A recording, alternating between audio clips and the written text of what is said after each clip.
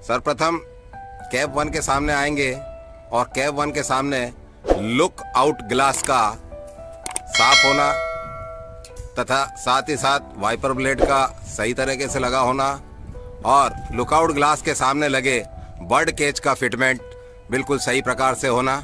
इसके बाद सामने की ही ओर से हम हेडलाइट चेक करेंगे, हेडलाइट का वर्किंग होना और दोनों बाजू उसके मार्कर लाइट में भी लाल और सफ़ेद दोनों लाइट का जलना।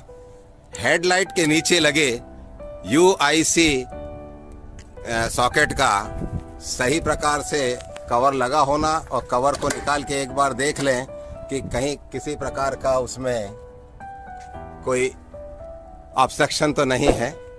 देन इसके बाद हम लोकों की जांच करने के लिए सामने की ओर बफर के फाउंडेशन बोल्ट जो कि गिनती में 4 होते हैं उनकी भली भांति जांच करनी है, सही प्रकार से लगे हुए हैं। बफर झुका हुआ नहीं है, बफर दबा हुआ नहीं है तथा उसमें किसी भी प्रकार का कोई क्रैक नहीं है। बफर के बाद में हम सामने की ओर जो BP और FP पाइप हैं उनके एंगल कॉक का ज़रूरत के अनुसार खुला या बंद होना।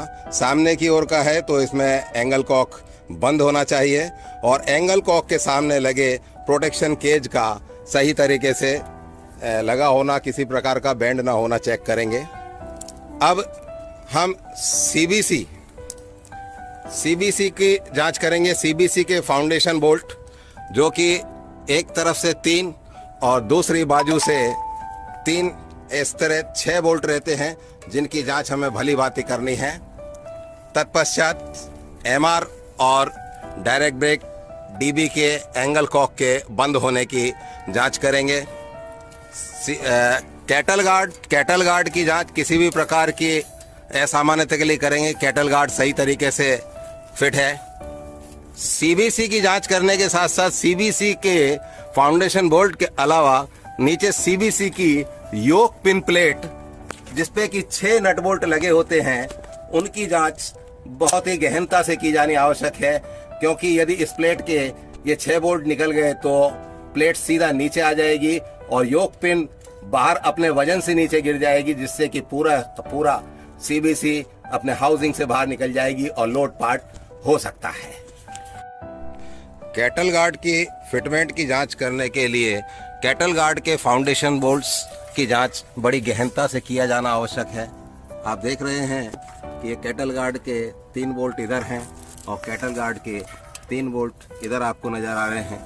साथ ही साथ आप यदि अंदर देखेंगे तो आपको अंदर भी कैटल गार्ड के फाउंडेशन बोल्ट नज़र आएंगे।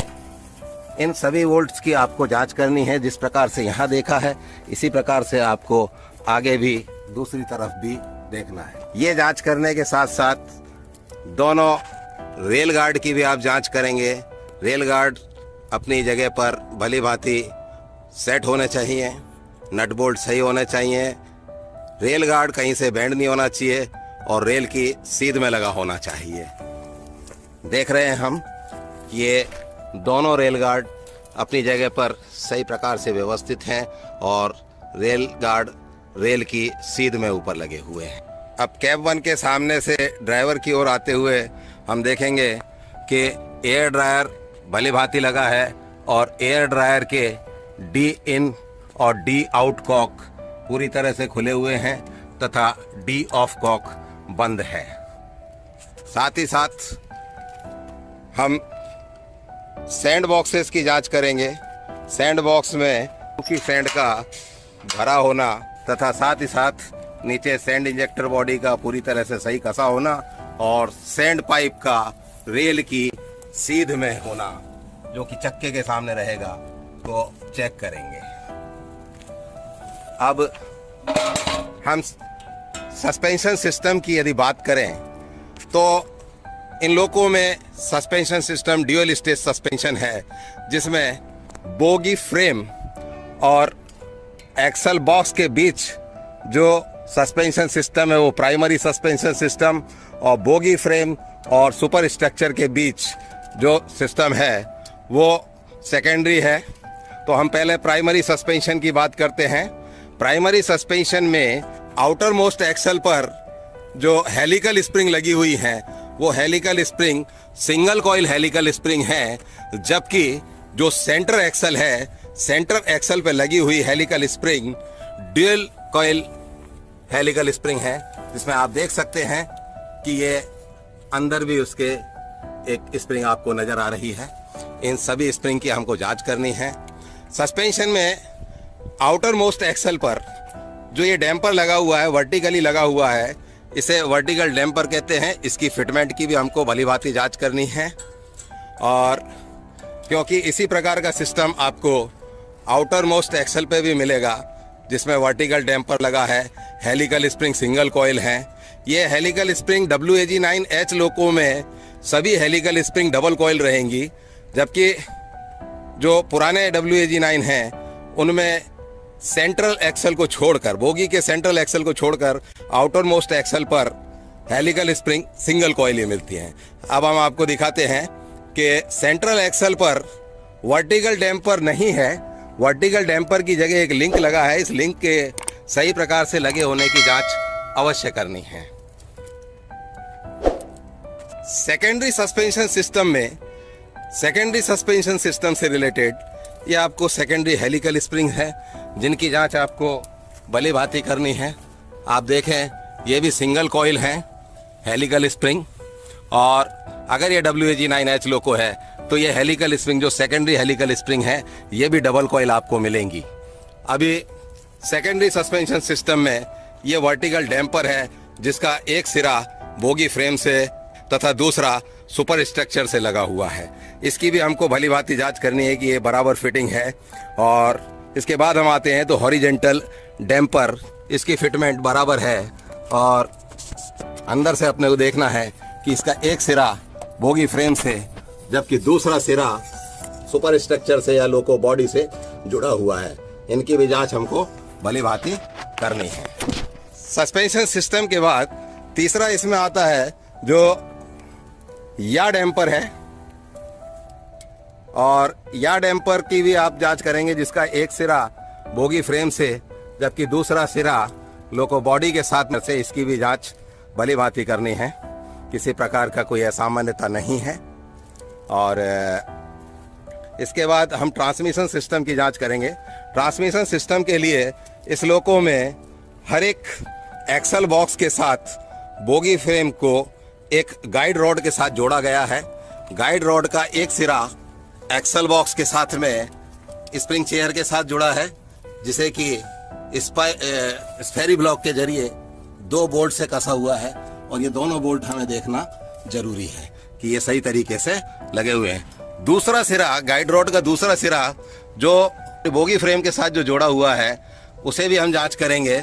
उसके भी नट बोल्टों की जांच हम भली भांति करेंगे कि ये सही तरीके से लगे हुए हैं। इनके न रहने से लोको फेल होने की संभावना बढ़ जाती है। अभी हम बात करेंगे ब्रेक रिगिंग की। ब्रेक रिगिंग में हमको जांच करनी है कि ब्रेक रिगिंग असेंबली में ब्रेक लीवर भली भांति लगा हुआ है, इसके साथ ब्रेक शू बराबर लगा हुआ है, और ब्रेक शू पर आपके ब्रेक ब्लॉक बराबर लगे हैं, और साथ ही साथ नीचे की तरफ हैंगर पिन, और हैंगर पिन को सपोर्ट करने के लिए वो लगी पिन की भी जांच करेंगे, जो कि एक कटर पिन से जुड़ी हुई है, ताकि ये चलती गाड़ी में बाहर ना निकले। ब्रेक रिगिंग में और जो चेक करने की बात आती है वो आती है स्लैक एडजस्टर की। स्लैक एडजस्टर अपनी जगह पर सही तरीके से लगा हुआ है, नट बोल्ट सही तरीके से टाइट हैं, दोनों तरफ से हमको देखना है स्लैक एडजस्टर को। ज़्यादातर खास तौर पे हमको इस हिस्से की जांच करनी है। ये हिस्से पे अक्सर वेल्डिंग ऑफ हो जाती है और ये स्लैक एडजस्टर हैंगिंग अवस्था में आ जाता है। ट्रैक्शन मोटर की फिटमेंट की जांच के लिए हम देखेंगे कि ये ट्रैक्शन मोटर की फिक्सिंग प्लेट है, और ट्रैक्शन मोटर की फिक्सिंग प्लेट को 4 नट बोल्ट की सहायता से कसा गया है। इनकी 4 इधर हैं, 4 दूसरी तरफ हैं। इन पूरे 8 नट बोल्ट की जांच प्रत्येक ट्रैक्शन मोटर में करनी है फिटमेंट के लिए। ट्रैक्शन मोटर को एक टॉर्क आर्म के जरिए बोगी फ्रेम और नीचे ट्रैक्शन मोटर के साथ जोड़ा गया है और कार के दोनों सिरों पर एक एक स्फेरी ब्लॉक लगा है और दोनों तरफ से स्फेरी ब्लॉक को नट बोल्ट के साथ जोड़ा गया है। इन चारों नट बोल्ट की बहुत ही गहनता से जांच करनी आवश्यक है, क्योंकि अगर ये टायर कॉर्न पर लगे अगर ये बोल्ट यदि गिर गए तो ट्रैक्शन मोटर सीधा नीचे गिरेगी, जिससे कि बहुत बड़ी दुर्घटना हो सकती है। अभी आप देखें इसी के साथ में ट्रांसमिशन सिस्टम में लगी हुई ये ट्रैक्शन लिंक बताई जा रही है। ट्रैक्शन लिंक में आप देखेंगे कि ट्रैक्शन लिंक का एक सिरा ये आपका बोगी फ्रेम के साथ जुड़ा है, ट्रैक्शन लिंक का दूसरा सिरा लोको बॉडी के साथ में जुड़ा हुआ है। हमें इस ट्रैक्शन लिंक की जांच करने के लिए ये पिवट है, पिवट की जांच करनी है। कंप्रेसर की फिटिंग की जांच प्रॉपर तरीके से करनी है। कंप्रेसर के फाउंडेशन की जांच, खासकर ये जो आपको हिस्सा दिख रहा है इसकी वेल्डिंग वगैरह किसी प्रकार की ऑफ नहीं होनी चाहिए। साथ ही साथ ये नीचे हिस्सा दिख रहा है इसकी भी वेल्डिंग की जांच करनी है। और ये इसके होल्डिंग बोल्ट्स हैं जिनकी जांच बहुत ही गहनता से की जानी आवश्यक है। यदि ये बोल्ट बराबर नहीं लगा रहा तो कंप्रेसर नीचे गिरने की संभावना बनती है। ये एक बोल्ट है, इसी प्रकार यहाँ दो बोल्ट आपको नजर आएंगे दूसरी तरफ से। इन दूसरे दोनों बोल्ट की हमको जांच गहनता से करनी है। साथ ही साथ आजकल एक्स्ट्रा सेफ्टी के लिए ये सेफ्टी सीलिंग एक तार की बांधी लगा दी गई है, जिससे कि ऑन रन यदि कंप्रेसर में ये बोल्ट गिरते हैं तो ये तार की बांधी उन्हें संभाल लेती है। इनकी भी हमें भली भांति जांच करनी है और साथ ही साथ इनकी वेल्डिंग्स और साथ ही साथ जो तार की बांधी नट बोल्ट से कसी हुई है उनके नट बोल्ट सही तरीके से कसे होने की भी जांच करनी है। तत्पश्चात हम कंप्रेसर के ऑयल लेवल की भी जांच करेंगे। यदि कोई निर्धारित लेवल से कम है तो शेड स्टाफ को बताएंगे या टीएलसी को इसकी जानकारी देंगे तथा लोको लॉग बुक में इसकी एंट्री दर्ज करेंगे। कंप्रेसर की जांच के साथ साथ हमें बोगी कटआउट कॉक की भी जांच करनी है। बोगी कटआउट कॉक खुला हुआ होना चाहिए। अगर इस पर ध्यान नहीं दिया गया तो सिग्नल पासिंग एट डेंजर अथवा किसी भी प्रकार की कोई दुर्घटना हो सकती है। बोगी कटआउट की जांच करने के बाद में, बोगी सीओसी की जांच करने के बाद में साथ ही साथ ट्रांसफार्मर और एमसीपी के बीच में जो खाली जगह है वहाँ पर हम ट्रैक्शन लिंक के पिवट और पुश पुल रॉड के बीच के जो नट बोल्ट हैं उनकी जांच वो भी हमें करनी है। और अभी ट्रांसफार्मर में भी यदि पॉसिबल है तो नीचे हमें यदि दिख सकता है तो हमें डमी प्लग की जांच करनी है, अगर दिख सकता है तो। और किसी भी प्रकार के ऑयल वगैरह लीकेज नहीं है ये भी जांच हमें करनी है। ये ट्रांसफार्मर का ऑयल पंप है और साथ ही साथ ये जो आपको दिख रहा है ये बैटरी बॉक्स है। बैटरी बॉक्स की जांच भी इसके फिटमेंट के लिए प्रॉपर वे में करनी है कि बैटरी बॉक्स किसी भी प्रकार से कोई वेल्डिंग वगैरह इसकी ऑफ नहीं है, ये बहुत ज़रूरी है। और जैसा हम देख रहे हैं उसी तरह से हमको ये दूसरी भी ट्रैक्शन लिंक की जांच करनी है कि दूसरी ट्रैक्शन लिंक और अन्य सभी ट्रैक्शन मोटरों के टॉर्क आर्म की जांच भी प्रॉपर तरीके से करनी है। ये आपको पार्किंग ब्रेक दिख रहा है, पार्किंग ब्रेक के साथ में लोको ब्रेक। इसकी खासियत यही है कि इसकी पहचान हमें ये होती है कि इस ब्रेक सिलेंडर पे आपको दो पाइप दिखते हैं, दोनों पाइप सही अवस्था में होने चाहिए, कोई भी टॉर्न अवस्था में नहीं होना चाहिए। लोको की जांच करने के दौरान प्रत्येक ट्रैक्शन मोटर के एयर बेलोस की जांच भी हमें सही अवस्था में होने के लिए करनी चाहिए। अगर ये एयर बेलोस टॉर्न रहे, फटे हुए रहे तो हवा पूरी तरह से ट्रैक्शन मोटर तक नहीं जाएगी और आपको बार बार ट्रैक्शन मोटर ओवर टेम्परेचर का मैसेज मिलता रहेगा, जिसके परिणाम स्वरूप बोगी आइसोलेट करने की आवश्यकता हो सकती है। इस प्रकार हमने ये जांच की है, उसी प्रकार हमको प्रत्येक ट्रैक्शन मोटर का, प्रत्येक डैम्पर का या जो जो हमने बताया है उसी तरह से पूरा लोको का राउंड इन सभी स्थितियों में जांच करनी है।